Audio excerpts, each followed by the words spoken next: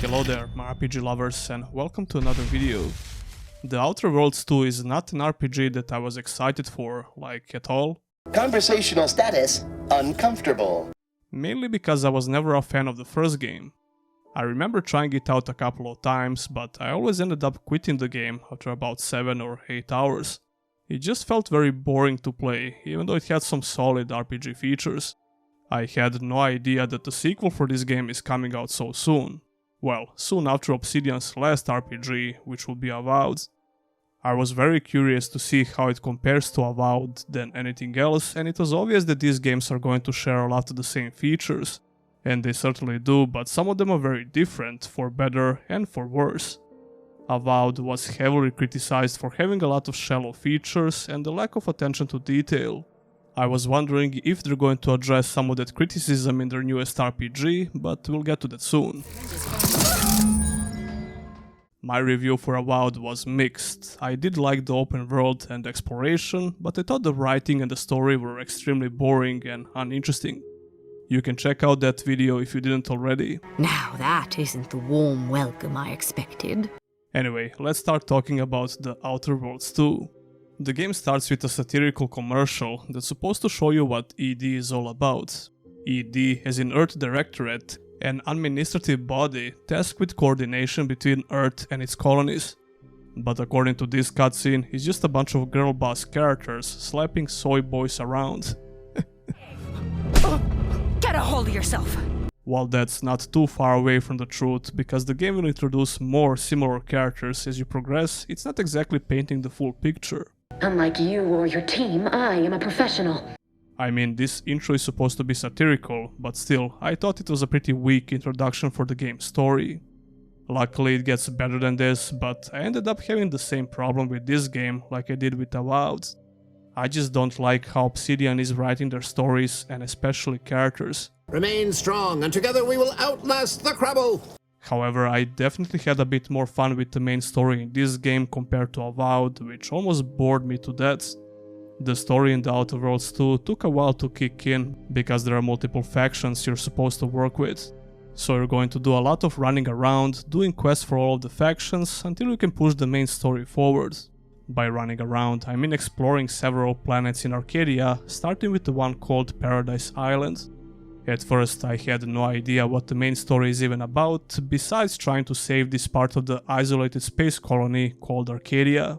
You get betrayed by one of the agents in the tutorial segment of the game, and you learn that Arcadia will be destroyed in about a decade from now if you don't take any action. The story begins almost a decade after these events from the intro. More like 9 and change. And a rough 9 years at that. But who's counting? You survived the big explosion and you reunited with a couple of ED members. From this point on, you'll meet various characters from different factions and you'll do various quests for them. One of the best parts about this story is how the quests are done and all the RPG options you have for solving them. It truly seems like each action you take with your character, no matter how small or big it is, will somehow affect the quests and their outcomes. From choosing different perks and background for a character, to selecting options in dialogue, having specific items, or simply acting like a total lunatic and killing everyone, you always feel like you have many different options. I love when RPGs manage to feel so non-linear, and this is definitely a huge plus in my book. And who precisely are you? What I also like are multiple factions in RPGs, and when the game gives you the option to build or destroy your reputation with them. Sadly, I don't think these factions are that strong from the narrative side of things. It all goes back to Obsidian's style of writing the characters. I'd guess you're one such person. Most of these characters don't seem believable at all, and the biggest reason for that is the way they talk. All of them talk in the same fucking manner, with a couple of exceptions here and there. They are talking so much without actually saying anything, which makes most dialogue sequences uninteresting or straight up boring. Oh, thank the architect you're finally here. I've scarcely breathed while hoping you'd come. What, between them Protectorate defectors, finally able to speak their minds, and all our off-duty Antes employees carping about work and the war? I must agree with my seer. I once watched Victor shed copious tears over a damaged datapad. It's difficult to imagine him capable of worse. You will struggle to find a character that actually talks like a real human being. An outrageous notion! Also, you won't be able to find a crazy, stupid, or even a slightly rude character. They all act very civilized. All of these characters are well spoken, which is just annoying after a while, and more importantly, not believable, like I said before. I find it really hard to get immersed in a story when this is the case. I don't even think this is bad writing, it's just not something that I find interesting or engaging. I mean, I guess you have to have a functional brain at least to even end up on these other planets. So maybe it makes sense that 99% of characters you talk with are just a bunch of nerds, especially in one specific faction that's based around doing math. Armed conflicts are not the inevitability you are making them out to be, Anya, but rather the result of a populace failing to adhere to scientism's stoic imperative. Oh, and I suppose we're going to pretend the second pillar doesn't exist? Still though, that doesn't justify having boring-ass characters around every corner who will bore you to death with their dialogue. I said it's impossible to meet crazy characters, but that's not exactly true. Some of these characters will do terrible deeds, and the player character can do something similar. I'll try not to spoil anything. However, their dialogue and personality won't even indicate that they are capable of such behavior. Maybe you can even see this as a plus, because it turns out to be unexpected, but I thought it was pretty lame in general. This game has a shit ton of characters you're going to talk with, so it wouldn't be a problem if only some non-important side characters feel the same or whatever. But nope, I'm referring to main characters that are crucial for the story. Yes, we had what you outsiders call a deal. It's not like these characters don't have any personality traits, but the way they are written is just ruining any potential for them to be interesting. To give some credit to Obsidian here, I think the choices the player gets in the dialogue are well done. I also think I said something similar about Avowed as well, but it's even better here.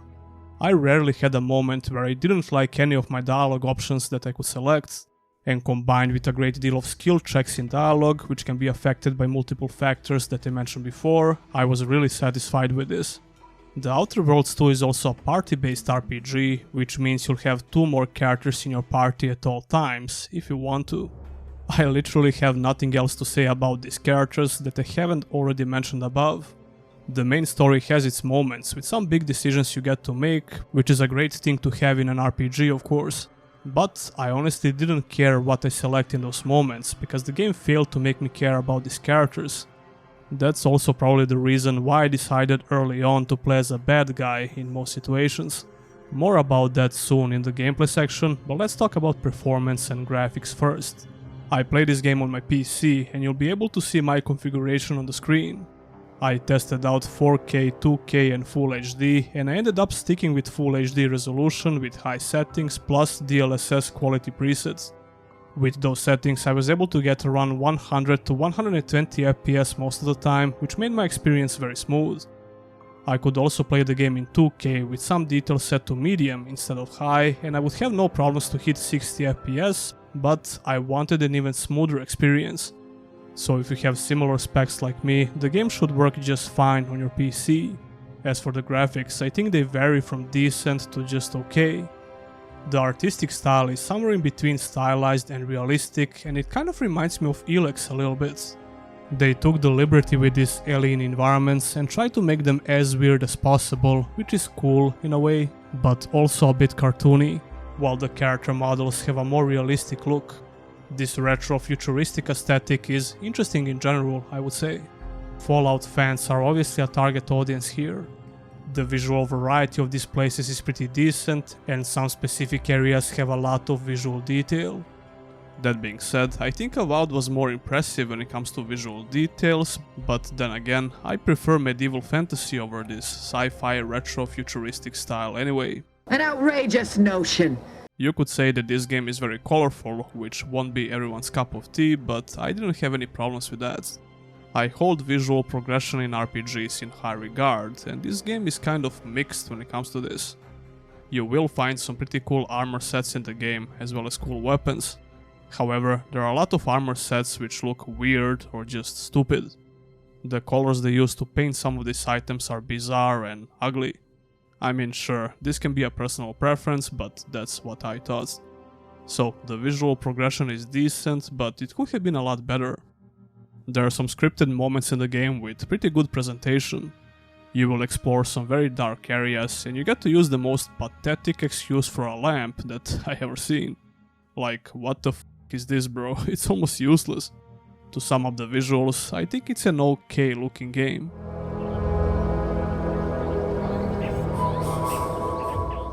So what about the gameplay? Well, I'm glad you asked.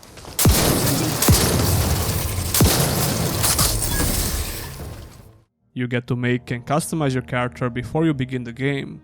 I guess the character customization is decent, but I don't think it matters a lot, to be honest. It's not as crazy or extensive as Dragon's Dogma 2 character creation system, for example, but it's okay. I personally never cared that much and I only changed the hairstyle and beard and I'm good to go. And I wear a helmet throughout the entire game, although you can choose to hide it in this game. Just like in Avowed, you can choose to play this game as a first-person RPG or switch to third-person. I actually made a separate video about the third-person mode, which you can check out if you're interested. This game is definitely meant to be played in first-person, but having the option to choose is always a great thing. My first impressions of the combat system in the game were not that good. You start the tutorial area with a pistol, and the animations for this weapon in third person are hilarious. I don't remember the last time I actually laughed out loud because of the weapon animations.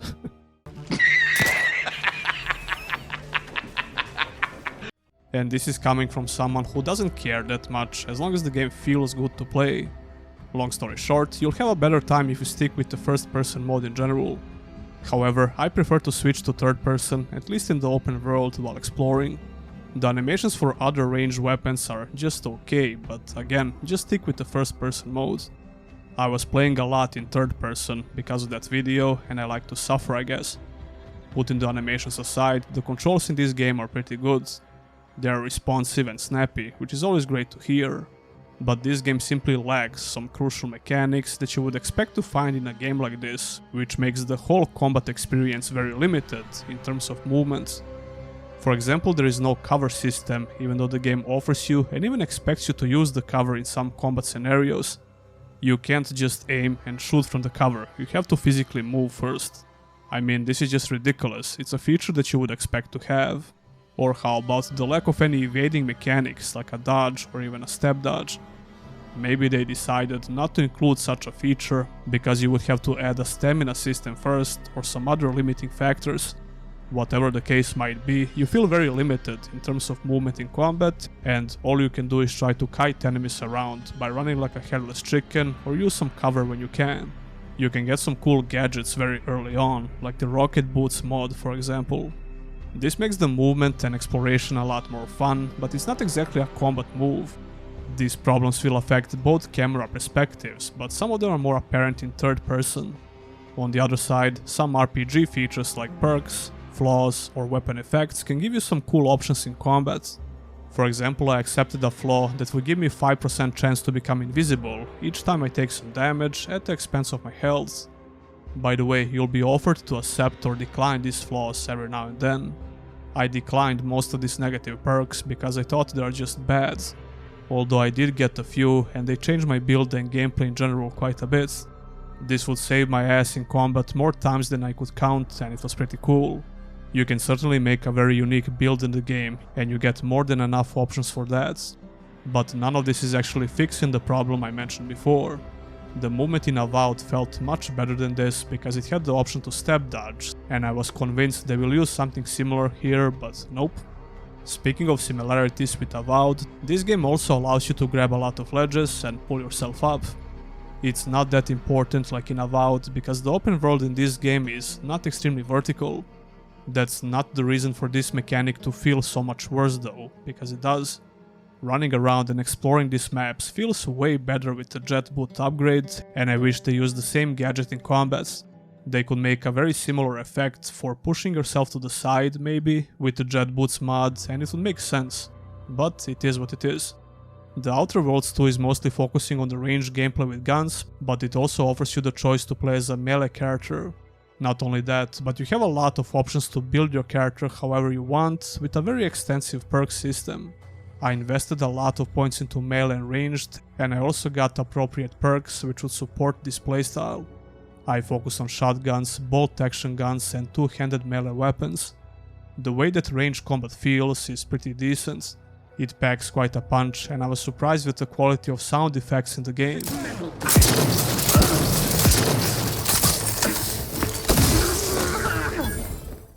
This made using some of these guns, like this shotgun for example, very enjoyable.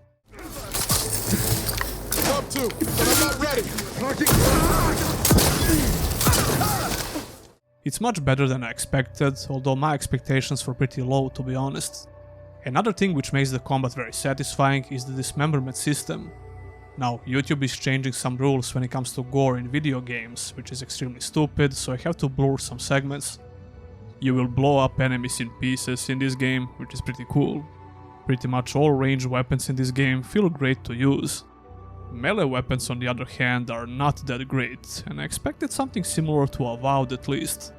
The melee combat in that game was not amazing, but it was not bad either. Well, unfortunately, the Outer Worlds 2 melee combat is pretty bad. It's not that deep though, which was to be expected because this game is obviously focusing on ranged weapons. Still though, the game gives you some decent options for the melee combat in terms of weapons and different perks you can get. One of these perks for melee weapons gives you a very cool and useful AoE effects. So it's definitely a viable playstyle, but it seems like it's meant to be used as a secondary option. My problems with melee combat are some long animation logs along with bad animations. For example, the strong attack that you can do doesn't feel that strong at all, and it's pretty bad in third person and only slightly better in first person. Each time you perform this move you'll get stuck in a long animation before you can move, which feels freaking awful. You can perform 2 regular attacks in a row, and again you're stuck with a long animation log. You also have a block mechanic with melee weapons, but it's not very good. And that's about it when it comes to melee moves, besides some special perk effects. For example, there is a very useful running attack perk for melee weapons, which is straight up OP, and you can even break the game with these builds.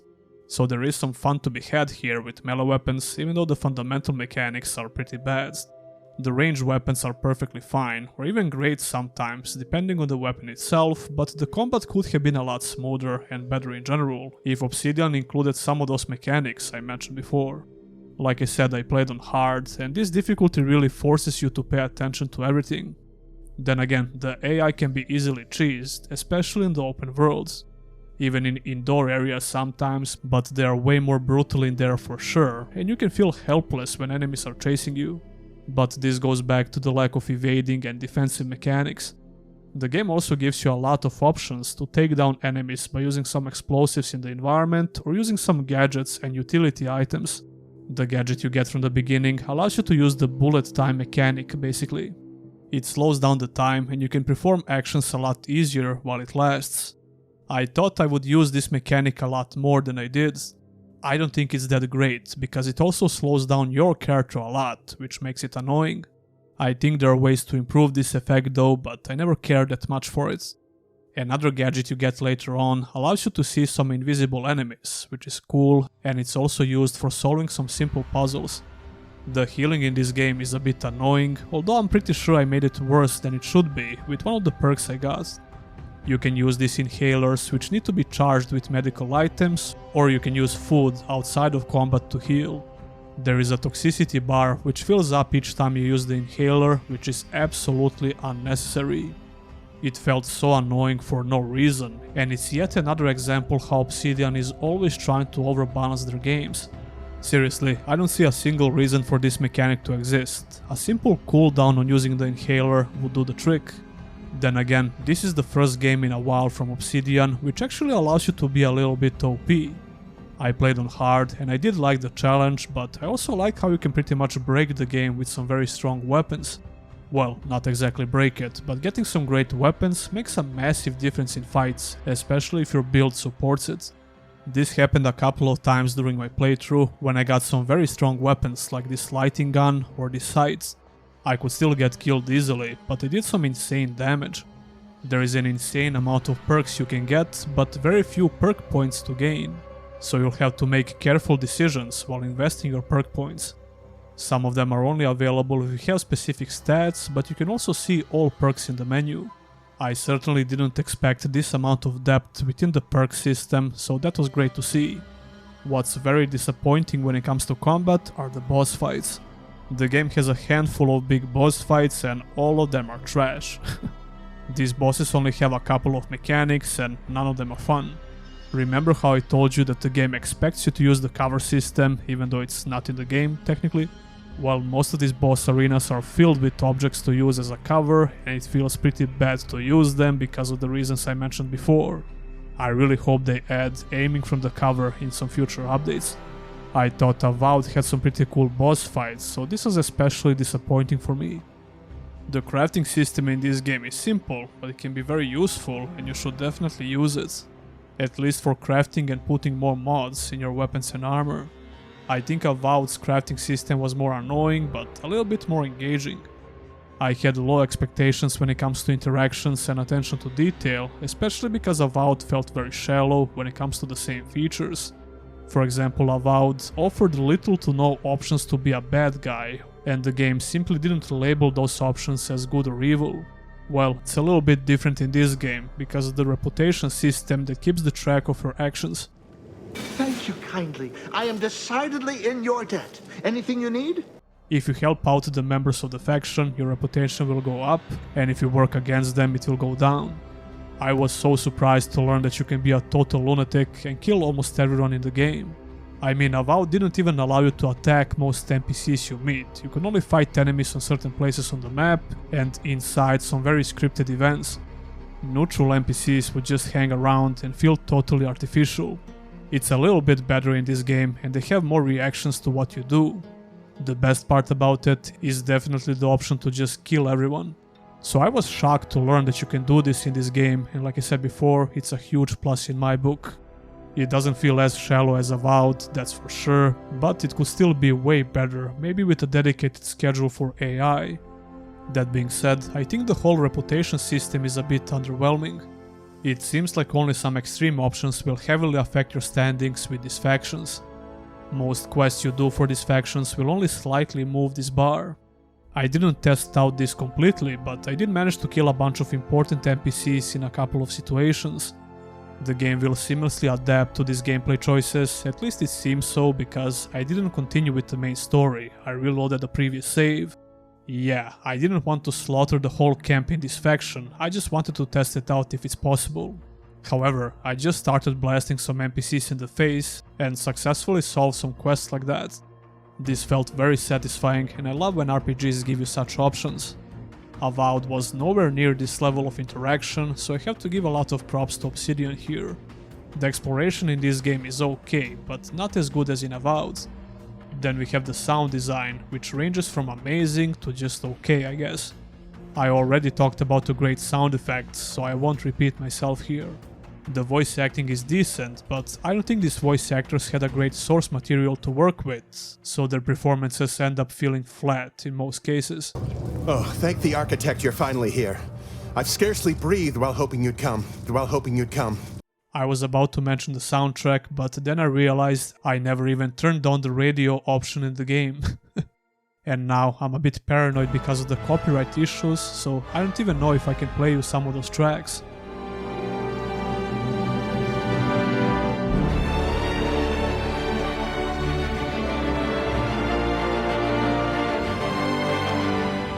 Ambient soundtracks are decent, but it's not like I remember any specific tracks.